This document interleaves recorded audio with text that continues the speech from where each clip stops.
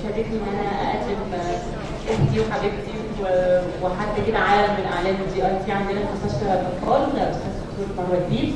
هي هتحدثنا النهارده عن النيوناتال شورت باول.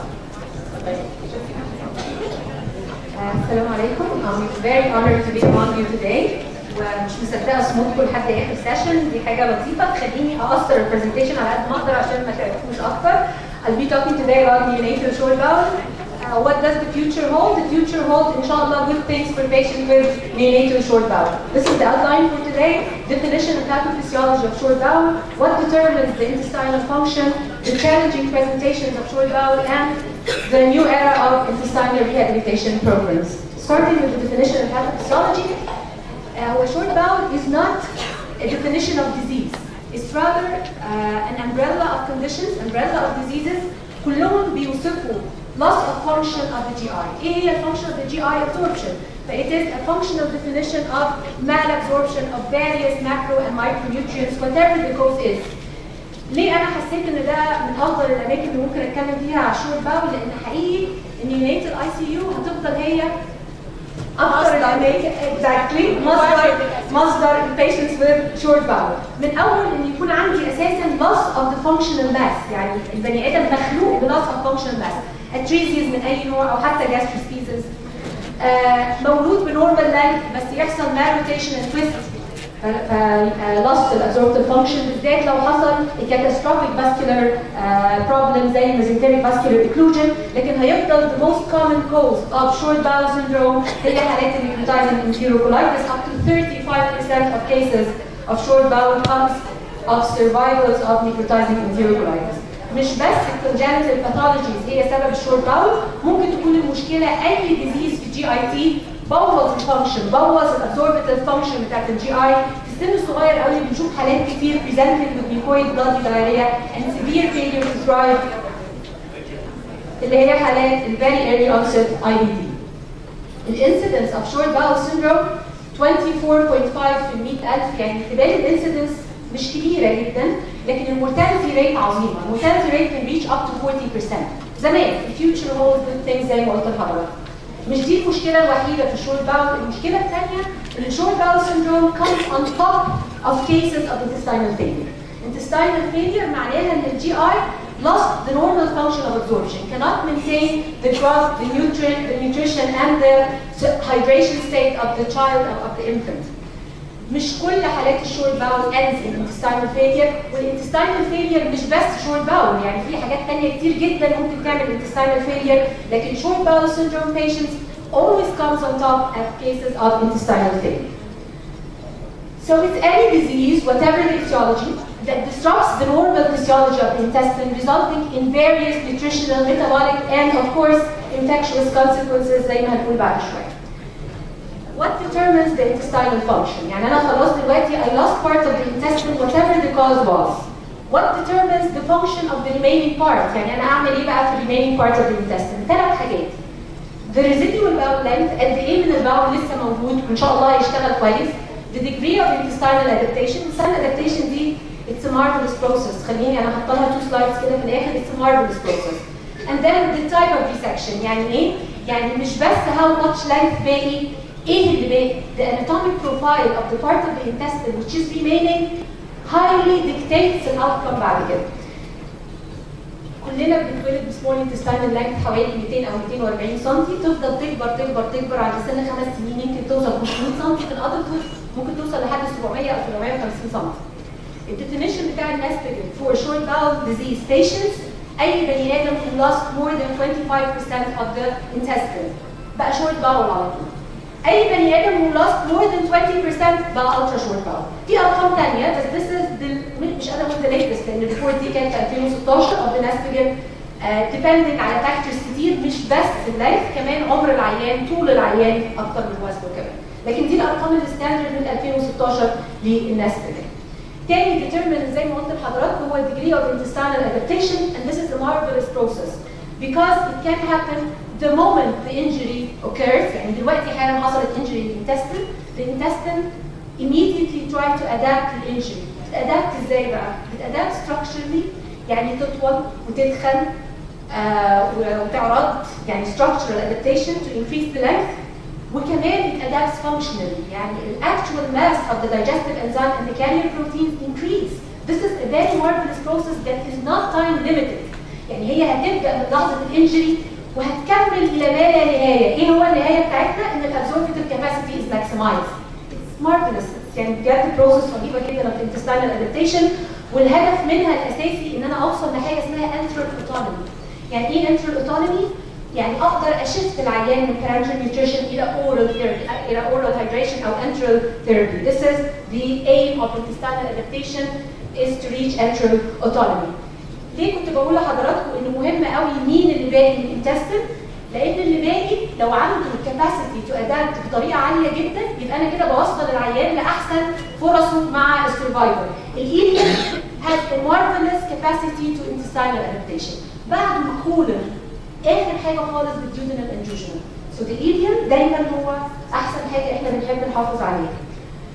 كان determinant of the intestinal function is the type of the resection or the anatomic profile remaining. علشان أقول anatomic profile remaining محتاجة أقف كده 3 دقايق على أغلى جزء في البرزنتيشن غالبا يعني which is the normal physiology of the intestine. هي الانتستين اللي بتعمل إيه؟ الabsorption of water and electrolytes happens all through the intestine من أول الduodenum down to the colon with varying proportionalities. يعني كتير قوي في الduodenum والjejunum، لكن again الكولون عنده capacity to absorb water that can reach up to 5 liters per day. فالabsorption of water and electrolytes can happen throughout the whole intestine. The duodenum and the first 120 or 150 centimeter of the jejunum carries most of the absorptive processes of the whole intestine, and they're perfectly adapted to do this. Very long villi, very large absorptive surface, and very high density of digestive enzyme and carrier transport proteins. الحقيقة إن هم adapted to carry most of the function of absorption. كل الأمينو acids والبيبتايدز، كل أنواع الsimple carbohydrates، disaccharides and monosaccharides، أغلب الفيتامينز أو كل الفيتامينز ما عدا حاجات بسيطة، كله it happens in this part. شوية مشكلتهم زي ما لسه قلت لحضراتكم إن degree of intestinal adaptation عندهم مش قوية قوي. يعني لو هم remaining part of the intestine, so the degree of adaptation is not very high. The ileum and the ileocecal valve, this is something that we love because the ileum and this part absorb the vitamin B12, the only site of absorption of B12, site of absorption of bile acids, and the tight junctions between the cells of the ileum are very strong.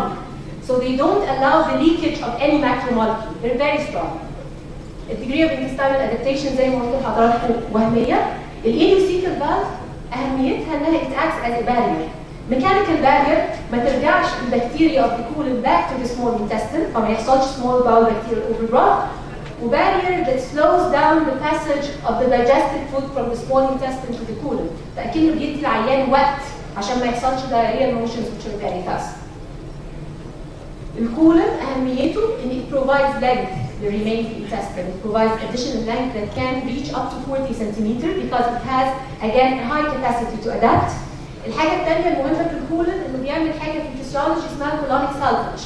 يعني إيه؟ يعني أي أكل نسي يتهضم فوق لأي سبب، الأكل عدى بسرعة من السمول انتستين ونسي يتهضم، أول ما يوصل للكولون carbohydrates سليم، الكولون بالإفكت of the bacteria can digest it ويطلع small chain fatty acids. small chain fatty acids ترجع للcirculation تدي additional energy. مشكلتها بس إنها شوية osmotic فممكن تزود الدايريا، لكن definitely it's an important source of energy. To sum up الثلاثة سلايد دول، أي intervention في الدنيا that will save the ileum and the ileocecal valve is an intervention that carries a good prognosis. أيوة فهمت قصد حضرتك it's not very common. The common interventions exactly يعني مش عايزة أحط السلايد دي بس هو حقيقي common interventions دايما بتشيل الايليوم والايليوسيكال فالف وحتة من الكولون في السكة، بس يعني كل ما قدرنا نحافظ عليهم كل ما الاوتكم بتاع العيان إن شاء الله يعني بقى أحسن. What are the challenging presentations of short bowel? هو حقيقي مش one presentations، هي plethora كده of presentations or symptoms of patients with short bowel. أول 3 دول بيحصلوا غالبا في الأكيوت فيز. acute phase اللي هي حوالي أول 3 إلى 6 شهور من الانسلت اللي حصلت للعيان. fluid and electrolyte losses مهولة لأن إحنا ما عندناش absorption. This is the function of the intestine. So every part of the intestine which is removed مفيش absorption حاصل. Increased gastric secretions اللي هو ال HCl بيحصل ليه؟ لان السمول انتستين فيها حاجه في الفسيولوجي لطيفه جدا. اول ما الاكل بيسيب الاستومك ويوصل للسمول انتستين، السمول انتستين بتروح بالذات الديودينوم والجوجينوم بيروحوا مطلعين جش كده اوف انهبيتوري بيبتايدز. الانهبيتوري بيبتايدز الهدف الاساسي بتاعها انها تسلو داون الجاستريك سكريشنز، ودي ليها حكمه عشان البايل تحت الكلاين وكل الدايجستيف بروسيس بتبقى محتاجه الكلاين بي اتش، فاحنا مش عايزين اي اسيد جاي من الاستومك.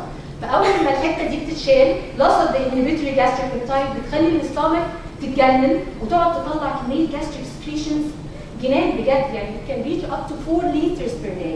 وبتبقى الجاستريك secretions الفظيعه دي من اهم الاسباب اللي بتخلي العيان الهايدريشن ستيت بتاعته affected، وبنحتاج ندي very long periods of acid suppression therapy اللي بيبقى ليها مشاكلها بعد كده. The normal life cycle of patients with short bowel is diarrhea. أيا كان نوع الدايريا. Osmotic because of loss of the carbohydrates. Carbohydrates are not absorbed. فبيحصل malabsorption of carbohydrates creating a very high osmotic load. Osmotic diarrhea is one cause. لو الإيليوم متشال فكمان البايل acids are not absorbed فبيحصل لي very bad form of secretory diarrhea اسمها bile acid diarrhea. ممكن تبقى allergy. ممكن طبعا كل الليترشر بيقول ان اي عيان manipulated surgically في الانتستين الريسك اوف allergic pathologies او eosinophilic GI pathologies ممكن توصل up to 40%.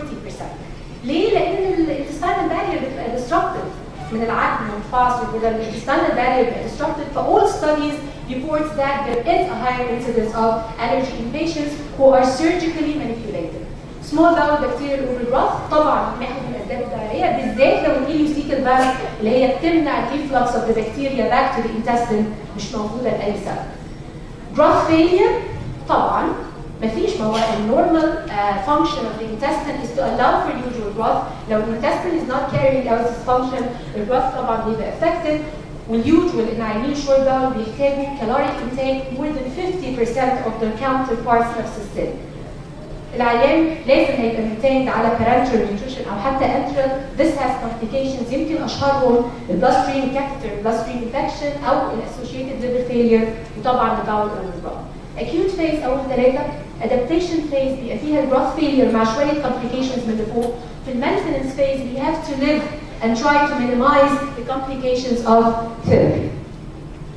Intestinal rehabilitation program كان الجول زمان كانت اعظم achievement ممكن نعمله لعيانين الشورت باول اللي حصل سنه 68 when these scientists were able to maintain a patient with near total small intestinal atresia وكمان حبه colonic atresia maintain him on parenteral nutrition for 45 days 44.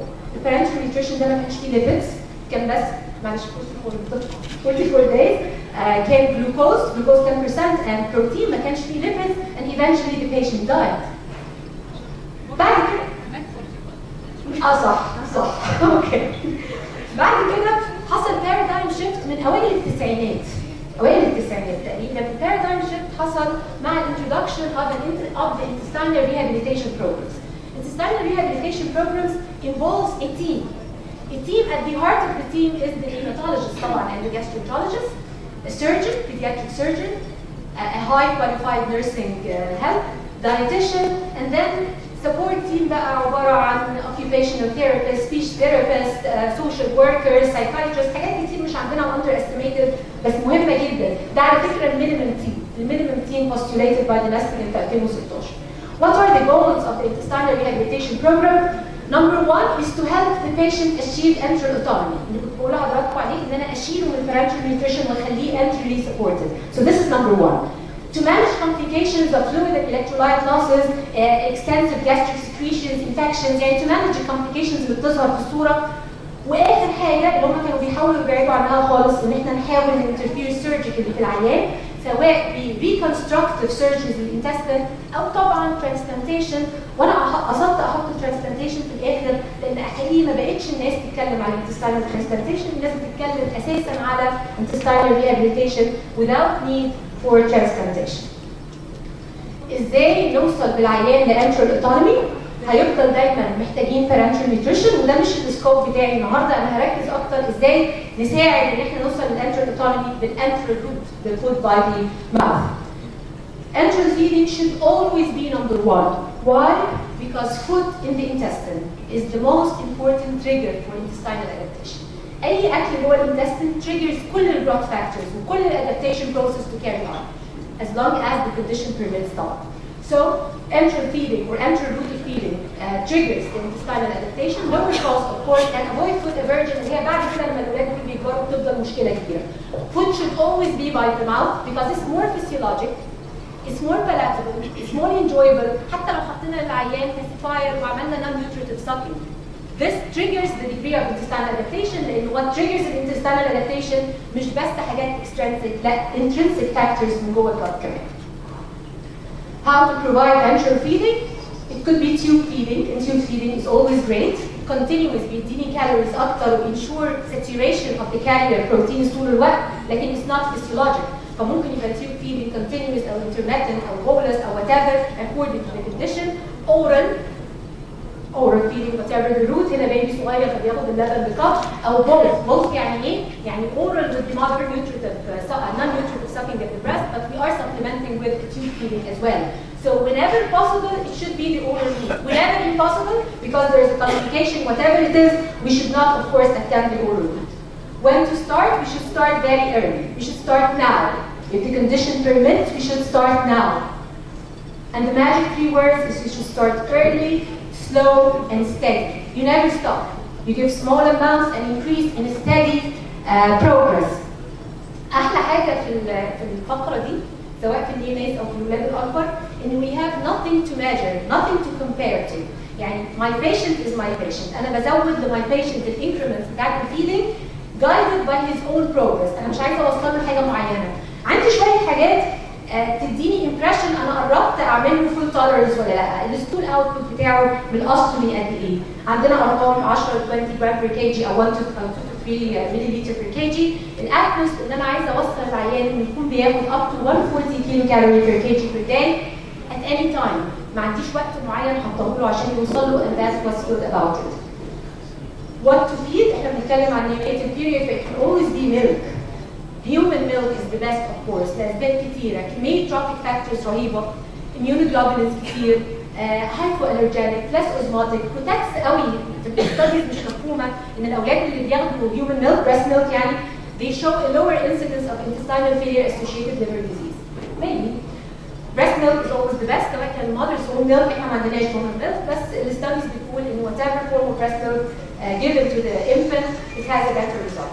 الفورمولا لأوقات طويلة قوي كنا بنقول start with a hypoallergenic formula amino acid extensively hydrolyzed مع ان الليترشر حقيقي مش بيقول ان في فرق واضح، يعني مفيش فرق واضح في الاوتكم ما بين انواع الفورمولا سواء كانت hypoallergenic او polymeric اللي هي الستاندرد فورمولا او formula rich in medium chain triglycerides. كل الاوتكم شبه بعضه لكن الايديا من using a hypoallergenic formula اللي قلتها لحضراتكم في الاول ان patients shows more risk of allergic او eosinophilic GI pathologies. ما عنديش اي restriction للstart of complementary feeding، يعني العيان عنده short bowel he should start complementary feeding if his condition permits at the appropriate time. امتى اعمل weaning للparenteral nutrition؟ اعمل weaning للparenteral nutrition اول ما العيان يكون عنده appropriate weight gain، وده بيحصل غالبا لما العيان بيوصل للenteral tolerance بتاعه. enteral tolerance يعني ايه؟ يعني he's using all his digestive enzymes, all his carrier protein, and he is achieving a good state of intestinal adaptation. طب لو العيان عنده border line growth يعني بيكبر بس مش حلو قوي مش لازم ياخد parenteral nutrition 7 ايام في الاسبوع، ممكن اقل شويه. طب احنا في الدمرداش عايزين شورت داون بالذات الفيو اي بي تي they're not maintained 7 days per week على parenteral nutrition غالبا 3 وبيجرو اقل شويه من الاكسبكتد and we're happy with this عشان to avoid other complications. واحنا دايما بنوين البيشنت up parenteral nutrition we should watch for micronutrient deficiencies. كل الفيتامينز بالذات الفات soluble vitamins, الصوديوم, الكالسيوم, المغنيسيوم, السيلينيوم, الايرون we should be very cautious with this. And then في عيانين بنقدر نوين them of parenteral nutrition لكن still they need ongoing administration of IV fluids for their state of hydration. عادي يعني بيحصل. It's not a linear process. Setbacks happen. في أوقات معينة اضطرت للعيان parenteral nutrition. Managing fluid electrolytes and vitamin mineral deficiency 3 كلمات rehydrate the patient, always rehydrate the patient, monitor for deficiencies yes and supplement whenever possible. The use of anti-secretory agent مهمين. acid suppression زي ما كنت بقول لحضراتكم لأن gastric secretions ممكن توصل لأرقام مهولة ونبالانس بقى ساعتها نبالانس الاسيد سبريشن الجامد وتاثيره على الفيتامين بي 12 ابسوربشن، الاسيد سبريشن العنيف والريسك اوف سمول باول بكتيريا اوفر يعني هتبقى دايما critical balance. نستعمل انتي موتيليتي لو العيان ما عندوش طبعا اي بارامترز اوف انفكشن.